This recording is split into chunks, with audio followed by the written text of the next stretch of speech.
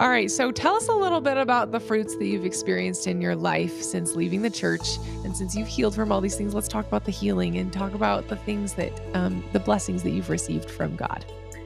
Okay, the best part, right? The best part. So I finally listened. I was ignoring, but I finally listened, and I took the first step, which was contacting my primary president. And I was very honest in my text, and I just said, I don't know if you're going to be sad to hear this or relieved, because I had slowly started posting some things on Facebook about polygamy not being from God.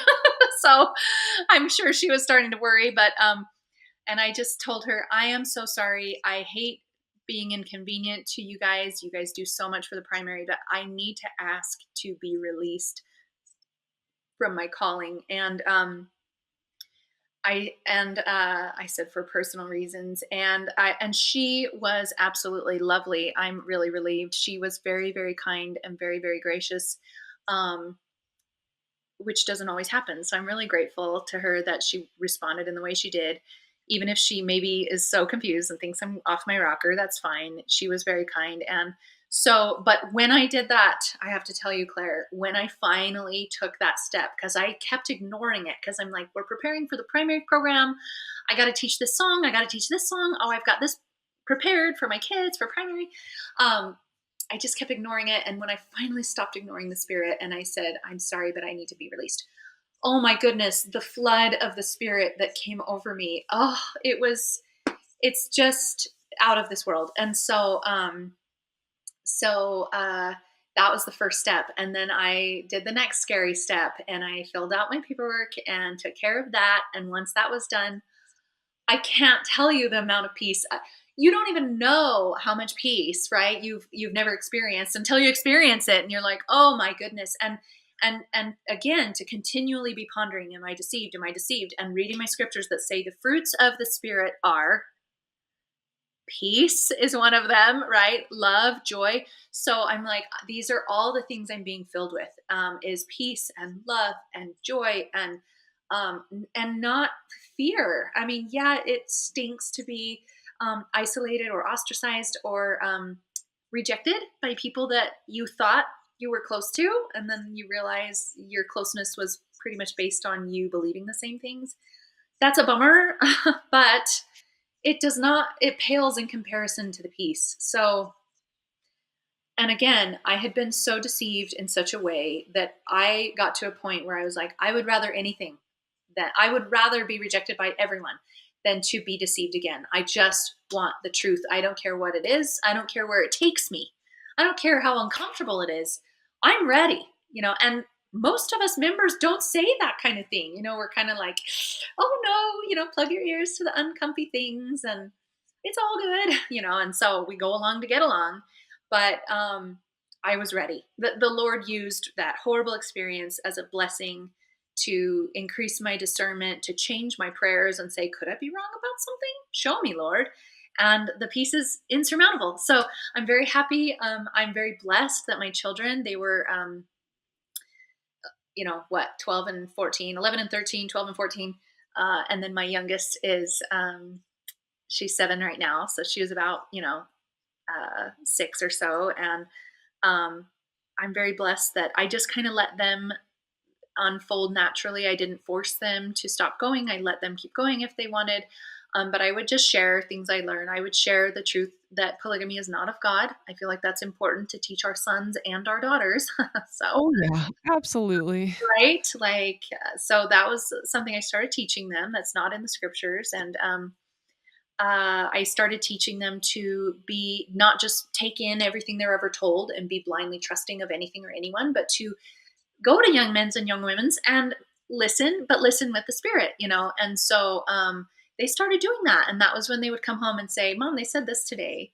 And, I didn't feel good about that, or that I don't know how I feel about that.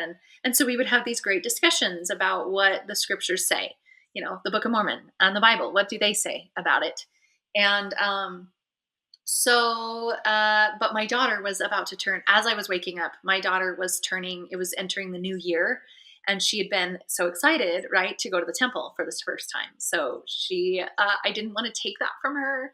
So I made sure to sit in on her interview because I don't believe in men interviewing children and asking them personal questions. I think that is sick. And so I made sure to be there. He was very wonderful, though, this member of the bishopric. And I'm saying these things because not everyone in my ward has been wonderful or is wonderful. So I'm really pointing out the people that really were kind because I'm really grateful. So there's one member of the bishopric was wonderful and kind. And so she interviewed with him. She went to the temple. And again, while I'm there in the temple, this is, in the earlier stage of me praying and asking God questions, he was showing me all kinds of things. He was showing me the deadness of these works. And the scriptures even talk about dead works. And so I was just learning so much. And she went a few times, but we had lots of discussions, and the excitingness went away, and the truth was setting in. And so they, on their own, not long after me, decided, I don't think I want to go anymore. My daughter lasted the longest. She would sometimes go with a friend to church, but after a while she goes, Mom, I don't want to be there. I don't like she didn't like feeling like everyone was trying to save her. So even though their intentions were good, but nobody likes that feeling. So that's where I'm at. We are a family of differing beliefs, and but ultimately we agree that there is some corruption in the church. Okay. All right. So tell us what your walk with Jesus looks like now, and kind of what does your relationship with Jesus, how do you practice the gospel in your life now? Because this is a question, well, where do you go if you leave the church? Yeah. Where did you go? Where do you go? Tell us a little bit about that. Great question. So I got really excited to try other churches. I thought, ooh, I'm going to try some Christian churches around here. And I was very naive, and I thought that I was leaving somewhere oppressive and I would find somewhere very accepting and open.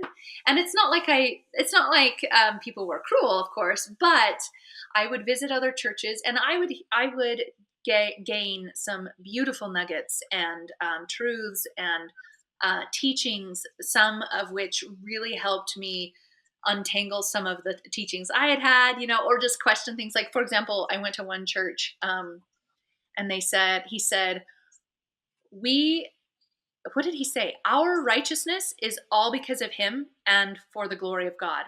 It's all because of him and for the glory of God. And it's funny because when he said that, my mind went, well, I get some credit. Like, I'm the one that made the decision. Like, I immediately was like, well, I get some credit for my righteousness. So, but yeah, it's for the glory of God. Anyway, this was like a immediate reaction I had to him saying that. And then I realized, but wait a minute.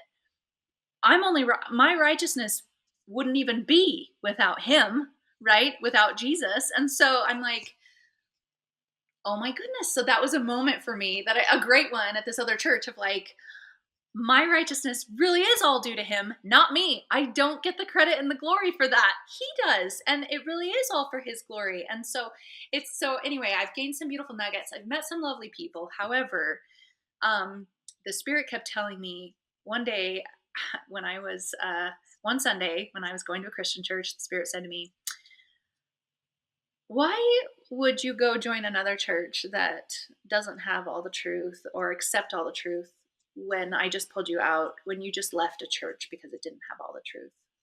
And I was like, yeah, that's a great point. And again, I it's not like I fully ignore. I just take time to make sure I'm hearing the Spirit right.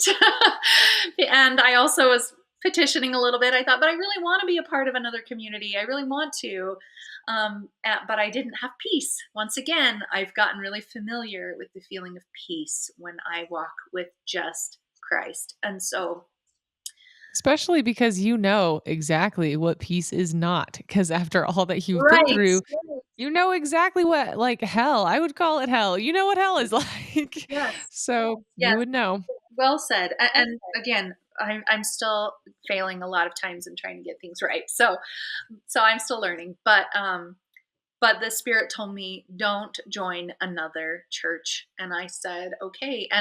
But after a while, I didn't even really, well, I kind of did want to, but also part of me was very frustrated because people wanted me to come to their churches with this story of, I reject everything over here and now I fully align myself with you over here. And while I reject some of the LDS church, I don't reject all of it.